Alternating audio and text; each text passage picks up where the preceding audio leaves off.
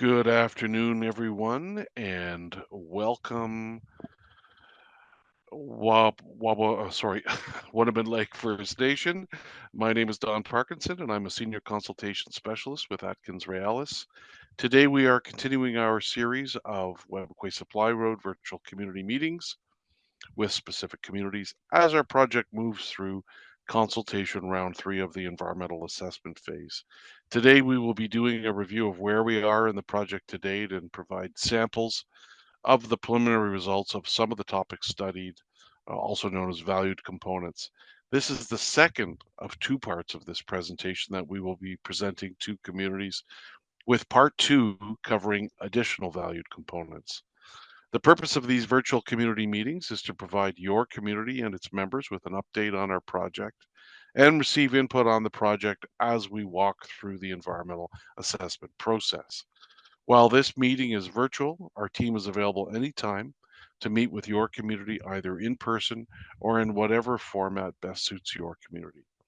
At the same time, we will respect your community consultation protocols. I do want to note that we have shortened the presentation to cover a couple of valued components due to time limits, but the full presentation will be available on our project website, supplyroad.ca. We will be taking your questions and comments once the presentation is over. And I do want to note that our usual translator, Fred Jacob, is not available today. However, we learned that a local community member, Dan Chewabik, has unfortunately passed away, and we'd like to send our condolences to his family and the Webequay community as a whole as well. So that's unfortunate, very unfortunate news. Well, let's get started now with a few words from Chief Wabass of Webequay First Nation, talking about the importance of the project to his community. Webequay has a vision, for their community, and we're looking for ways to how to, prosper our community, and also to find or address some of the challenges that we have in our community. So we look into economic development, and we look into what's out there that can help us, become a community a vibrant community that, that is prospering from using the lands and resources. And one of the things that we're doing is that we're looking at some potential economic development opportunities, including, developing a road to potential sites in mineral development. So we are, exploring opportunities for our community, and also looking at our future generation as well too. We'd like to see, be able to have, opportunities for our future generation, so they can, live, a good life and a healthy life, and hopefully with the opportunities that we're looking at, it will generate job opportunities and also bring in a good infrastructure for our community. Our thanks to Chief Wabass for his thoughtful comments on the importance of the Webequay Supply Road project to his First Nation. Let's move now to the presentation, part 2 of the preliminary results of the valued components, or VCs, and then we're going to come back and take any questions or comments community members may have. So with that, let's play the consultation round 3, part 2 video. Welcome to round 3 of the WSR environmental assessment phase. Recently, we covered part 1 of the presentation, which talked about what is being looked at in the provincial environmental and federal impact assessments, how the effects assessment is being completed, and the preliminary effects assessment results for select valued components, which are basically the different things we have studied as part of the environmental assessment and impact assessment.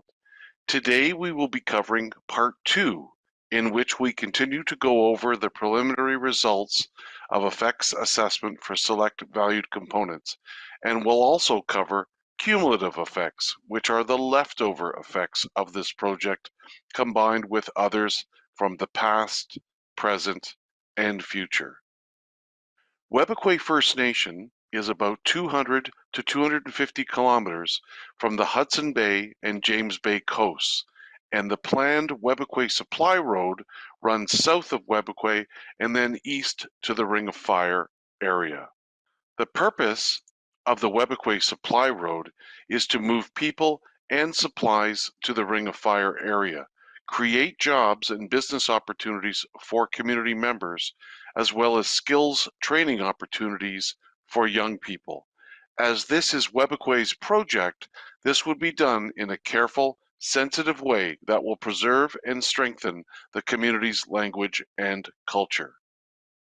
The planned road will be 107 kilometers long, with 17 kilometers on the Webequie First Nation reserve lands. The corridor planning area is 2 kilometers wide, but the actual cleared area will be 35 meters wide. Make 3 large water crossings and will include temporary pits and quarries, equipment storage areas, and construction camps. The road will make 6 major water crossings and will include temporary pits and quarries, equipment storage areas, and 4 construction camps. Now let's talk about the communication we have had with Indigenous communities. In our consultation rounds 1 and 2, and part 1 of round 3 of consultation with communities, the project website was updated with new information.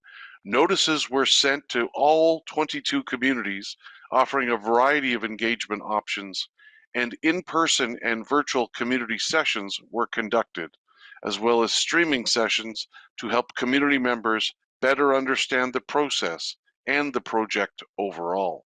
As mentioned, the WSR consultation team offered opportunities for all 22 Indigenous communities to provide input on the project during round 3, part 1, as we previously did during round 1 and round 2. The virtual community sessions with each of the 22 communities are heavily promoted through social media and email. A variety of input was received on the project during round 2, ranging from ownership and responsibility for the completed road, impacts of climate change, employment and training opportunities, business opportunities, and impacts on treaty rights to potential downstream impacts to coastal communities. Much of the feedback related to topics that will be addressed as the project moves closer to construction, or those that are of a more regional nature and have their own process, such as federal regional assessment. Let's move now to the heart of the presentation. In part 1 of round 3, we described what is an EA or IA and what is being assessed in the EA or IA. As a refresher, environmental assessments are studies which assess the potential environmental effects, good or bad, of an individual proposal or project. For our purposes, the term environmental assessment or EA refers to the provincial process, while impact assessment or IA refers to the federal process. It includes engagement with rights holders and stakeholders to inform the process. As we have mentioned before, valued components or VCs are what has been identified by community members, the general public, and technical experts as required for study in the environmental assessment or impact assessment. In part 1, we looked at the project's effect on some select valued components. Today, in part 2, we are looking at the project's effect on some other select VCs and other effects such as accidents or spills. Before we go further, let's review some key terms. Valued components, or VCs, are what are to be studied in the EA and IA. Indicators are the ways to measure potential effects for VCs. Temporal boundaries is the timeline for assessment, and spatial boundaries are the geographic areas for assessment. Now we are going to talk about about how the effects assessment is done. Engagement and consultation, as well as Indigenous knowledge, land and resource use, feeds into the effects assessment steps, including identifying what will be studied, defining boundaries, identifying possible effects, and which are left over after mitigation, then looking at all the effects together, then identifying follow-up and monitoring and overall advantages and disadvantages of the project. We have received a lot of IKLRU information so far, including the purpose of traditional ceremonies, reliance on country foods, and climate change impacts. Existing or baseline conditions for each of the VCs are described through background research, engagement and consultation, and field studies. For each VC, we look at potential effects and pathways, how it happens, the route followed. For example, grading or reshaping the land as part of the project usually hardens the ground, making it harder for rain to get into the soil and lowering groundwater levels. Mitigation can be done in different ways. Elimination of effects, reduction and control of effects and offsets, where improvements can be made elsewhere to improve fish habitat, for example. When we describe the net or leftover effects, we talk about the direction of the changes, positive or negative, the amount of change, the area impacted by the effect, when the effect will occur, how long the effect will be, how often it will occur, the social or cultural effect, whether the effect will be permanent, and how likely the effect is to occur. We determine how significant net or leftover effects using a number of methods, such as scientific experts working with community members, assessing risk ranking, or weighing effects, as well as the professional judgment of experts using their knowledge and experience. Let's move now to talk about preliminary results of effects assessment for select valued components.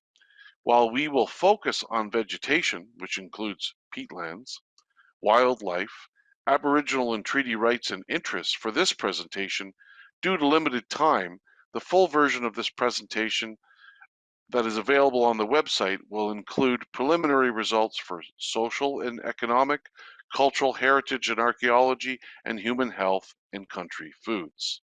Possible impacts on vegetation could include changes in the variety or number of vegetation species through removal of some vegetation species that are rare or are important to community members and introduction of other species not from the area. We plan to mark and protect sensitive areas, including rare vegetation communities, as well as use lower impact vegetation clearing equipment. No herbicides or chemicals will be used to remove vegetation will be used. Also, specific management plans for soils, vegetation, erosion and sediment control, fuel storage and handling, spills prevention, construction waste, and site restoration and monitoring will be put in place to mitigate, meaning reduce or eliminate, potential project impacts. As for wildlife, the project could possibly result in wildlife loss due to project activities such as vegetation clearing and culvert installation. Changes in the movement of wildlife could also occur due to vegetation clearing, temporary use of fencing, and disturbances from blasting, clearing, hauling, and grading during construction and use of the road during its operation, as well as possible impacts from vehicle collisions. To mitigate or control possible impacts, our team will identify key wildlife habitat, avoid areas frequently used, time construction activities to limit impacts, help restore habitat and population of species at risk, put wildlife and vegetation management plans into action, and restore temporarily disturbed areas immediately after construction. In terms of the social environment, the project could possibly result in population changes, meaning actual numbers of people and a mix of people, increased demand for housing and community services, increased load on community infrastructure, and possible changes to well-being. Positive effects could include fewer people leaving the community due to more economic opportunities available in community and improvements in the overall education and skill level of community members. To limit possible impacts on the social environment, cultural awareness training will be conducted for outside workers. Temporary construction camps will be used, training programs will be provided, improvements to healthcare facilities and services will be made, the number of outside workers will be limited, and air transportation will be used to limit impacts on community infrastructure. In terms of potential impacts on community members and the ability to exercise Aboriginal and treaty rights, the project could potentially impact access to lands and resources for traditional activities, change plants and animals, change harvesting areas, as well as impact the quality and type as well as availability of culturally important areas. To limit the impacts on community members and the exercise of their Aboriginal and treaty rights, we plan to continue to consult with community members to identify how to minimize or avoid impacts, avoid key traditional use areas, restore disturbed areas as quickly as possible, and use Indigenous knowledge, land and resources use information in not only the EA and IA, but also project development, planning, and design. Cumulative effects are the net effects of the project, combined with the net effects of other past, present, and future projects. It recognizes that the project does not sit alone in terms of impacts. There are a number of past, present, and future physical activities or projects in the general project region that are being considered in the cumulative effects assessment. Fish and fish habitat. The leftover effects of the proposed project on fish and fish habitat are expected to be low in magnitude with the implementation of mitigation measures to reduce or eliminate impacts. When it comes to Aboriginal and treaty rights and interests, potential cumulative effects of the proposed WSR and other activities or projects that could overlap with the WSR are anticipated to have predictable and mitigatable effects on local Indigenous communities. Traditional land and resource use patterns may be changed due to increased access. Changes to community life and traditional lifestyles or cultural continuity are not expected to change that much with the all-season road, given the implementation of mitigation measures. In terms of other possible effects, these could be what are called accidents or malfunctions, and could include accidental spills of hazardous materials, such as gasoline, diesel, propane, hydraulic fluids, lubricating oils and greases, and explosives, fires and explosions, damage or failure of road and or structure crossings of water bodies, vehicle or equipment accidents, accidental collisions involving vehicles associated with the project and vehicles moving through or around construction sites, or accidental death of animals due to inappropriate machinery or equipment operation. Accidental movements into environmentally sensitive habitat and sites such as watercourses or areas of cultural importance. Possible environmental effects of the project could include extreme weather events, wildfires, and changing climate. We designed the project to consider things like environmental risks and the changing climate. We also follow all design requirements for provincial highway projects. Our project emergency response plans take things like extreme weather events and wildfires into consideration. The project's EA or IA is required to include a description of the extent to which the effects of the project hinder or contribute to the Government of Canada's ability to meet its environmental obligations and its commitments in respect to climate change. The goals and objectives of the proposed Webequie Supply Road are as follows: to facilitate the movement of materials, supplies, and people from the Webequie Airport to the area of existing mineral exploration activities and proposed mine developments in the McFalds Lake area, to provide employment and other economic development opportunities to Webequie First Nation community members and businesses that reside in or around the community's reserve and traditional territory while preserving their language and culture, and to provide experience and training opportunities for youth to help encourage pursuit of additional skills through post-secondary education. As of now, the plan is to finalize the environmental assessment in 2026. You can contact us in many ways. Miigwech, and see you soon. Welcome back, everyone, and let's open the floor now to see if we have any questions. And it does not look like we do. So with that, that wraps up today's virtual community meeting. Miigwech to everyone for joining us. We hope it was helpful and encourage you to reach out and contact our project team with any questions or comments that you might have. The project website is supplyroad.ca. Join us again soon for more project information. Miigwech, and see you soon.